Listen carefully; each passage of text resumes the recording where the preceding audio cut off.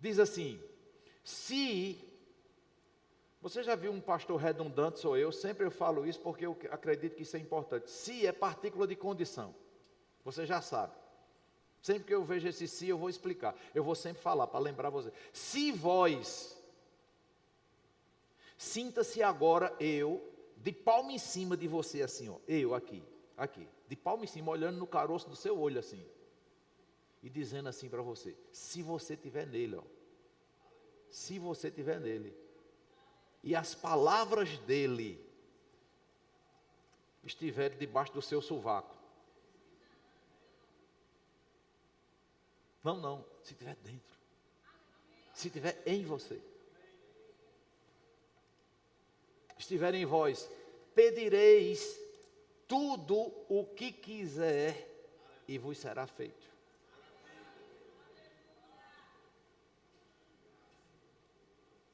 Preste atenção. Ele diz: se vós estiverdes em mim, e eu em vós, e as minhas palavras estiverem em vós, pedireis tudo o que quiserdes e vos será feito. Preste atenção, essa palavra feito, no original, é a palavra ginomai, no grego, que significa tornar-se feito, vir à existência, começar a ser, receber a vida, acontecer, aparecer na história, aparecer no cenário de milagres. Isso é o que significa no original essa palavra feito. Então, se você crer nele, você vai pedir o que você quiser, e tudo que você pedir a ele será real na sua vida. Amém, queridos? Agora, por que que isso acontece? Presta bastante atenção. 1 de João capítulo 5. 1 de João capítulo 5, versículo 14.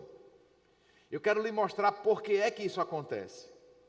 Aqui tem uma diferença da confissão positiva para a confissão da fé. A confissão positiva é falar positivo de forma aleatória, para tudo que você imaginar. Amém? E tem gente até que deturpa isso e fala positivamente de forma... Como é que eu quero dizer, meu Deus? Falam coisas positivas, parecendo mais mandinga, parecendo mais macumba, parecendo mais querendo liberar espírito de destruição na vida das pessoas. Fulano tem 6 carros, eu quero um carro daquele. Não quero que é de ninguém não, porque Deus tem poder para lhe dar o seu. Nunca declare positivamente com uma palavra recheada de inveja, de cobiça, daquilo que não é seu. Amém, queridos? Invejar o que é dos outros, ou declarar uma coisa. O camarada tem uma bicicleta, não tem fé para ter uma moto e começa a dizer, um avião, porque tem que falar positivo, um avião, eu tenho um avião, eu quero um avião. Então tem pessoas que levam para esse desequilíbrio e não conseguem ter resultado, porque fica dentro desse contexto, fala, e não tem muita conquista, não tem muito resultado, queridos. Nós que somos cristãos, nós falamos a confissão respaldada numa palavra vinda de Deus. Essa é a segurança que nós temos, que se nós falamos conforme uma palavra de Deus, existe todo o poder dele disponível para que ele não passe por mentiroso. Vou dizer de novo, Deus, ele quando empenha a palavra dele, não vai ter motivo de alguém questionar ou Deus passar por mentiroso. Ah, promete e não faz. Diz que ia fazer, não fez. E Deus está isento disso. Então, o João disse assim, ó, e esta é a confiança que temos nele em quem? Em Deus. João, reportando-se para Deus, que, olha de novo a partícula de condição, se pedirmos alguma coisa, veja que agora ele qualifica a diferença entre uma confissão positiva e uma confissão de fé. Uma confissão de fé é falar segundo a vontade. Por isso que ele dá essa garantia. Se você falar segundo a vontade dele, ele vai cumprir. Então, uma carteira vazia, presta bastante atenção, que você está crendo para chegar à provisão da feira, não é bater nela assim, você vai ter que dar dinheiro, você vai ter que aparecer dinheiro dentro de você, não sei como, não importa como. Não. Pai, nunca vi um justo desamparado, nem sua descendência mendigando pão. Tu se apresenta para nós como Jeová Jireh, o Deus de toda provisão. Pai, eu sou teu filho. Eu fui justificado em Cristo Jesus. Eu sou digno de receber como teu filho e teu herdeiro tudo aquilo que o Senhor me garantiu. Pai, confiando na tua palavra, confiando na tua promessa. E se você tiver versículo base com isso, você pode até citar o versículo. De acordo com os teus celeiros, com aquilo que o Senhor me prometeu. Pai, eu creio que provisão chegando para mim. Pai, deixa eu te dizer, o Senhor sabe que chegando para mim, eu vou devolver o que é teu. O que chega na minha mão, eu reconheço que vem do Senhor.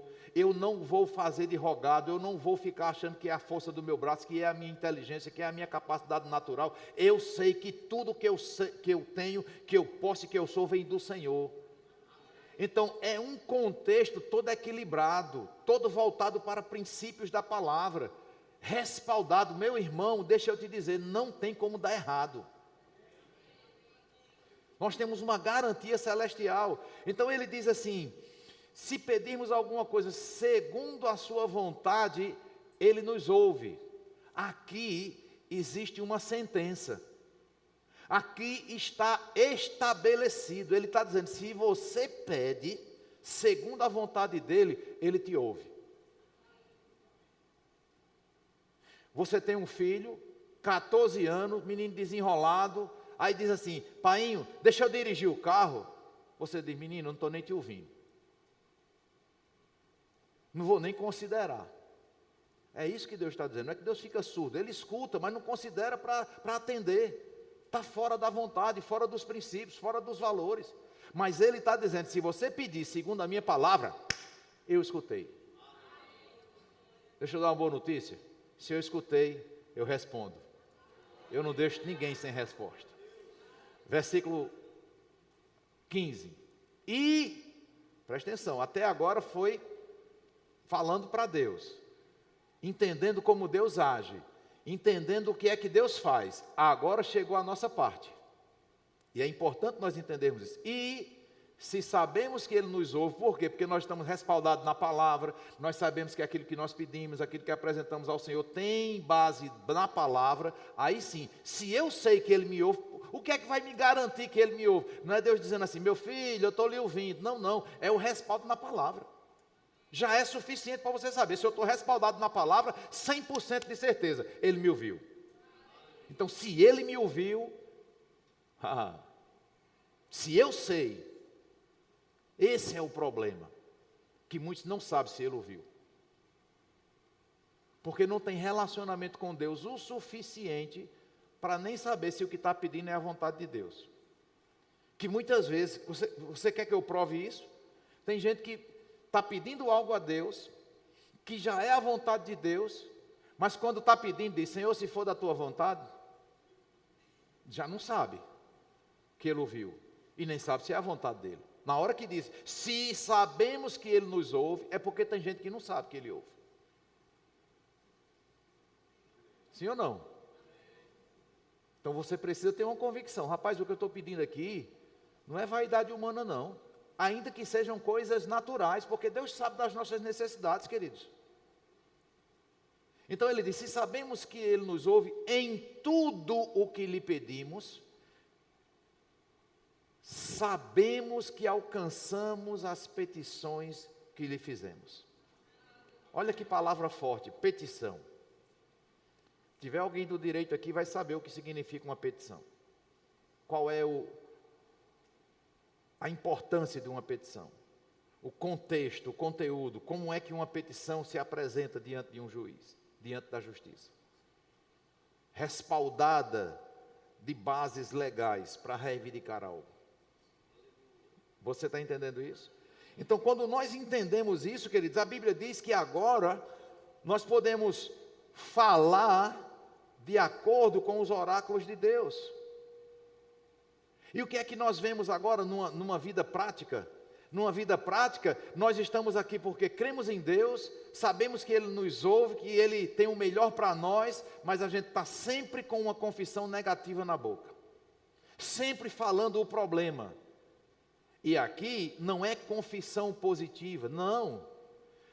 Você não tem que falar o problema, mas você não pode negar o problema. O problema está lá.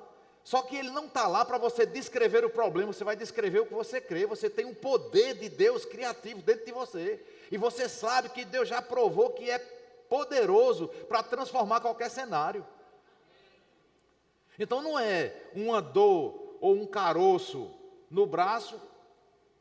Como um exemplo, está aqui esse relógio, vamos supor que fosse um caroço, está repreendido em nome de Jesus, só para dar um exemplo mesmo, que o diabo não tem legalidade sobre nós.